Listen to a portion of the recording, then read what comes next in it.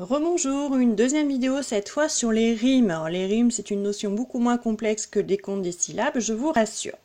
Première chose à faire, on recopie le dernier mot du vers. Alors je me suis toujours appuyée sur le poème de la séance 1, alors à savoir admire, lire, fleur, couleur.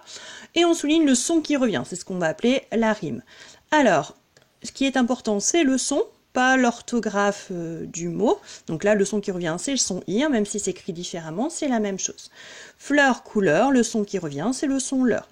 Alors en général, on part de la fin et on remonte et on voit si le son est différent ou pas. Ici, on voit bien on a le son f et là le son.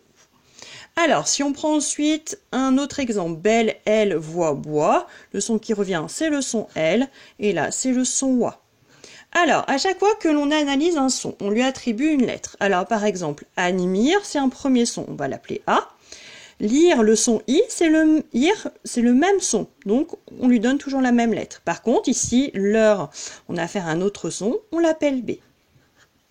Belle, elle, voix, bois, même chose, le son A pour elle, et le son OA pour la lettre B.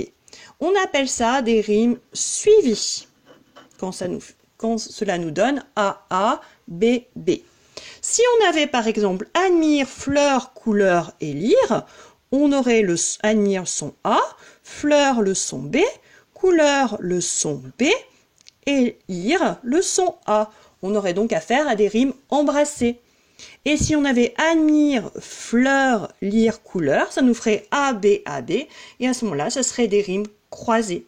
Voilà, j'espère que mon explication a été assez claire. N'hésitez pas à commenter la vidéo pour poser des questions. Bonne journée!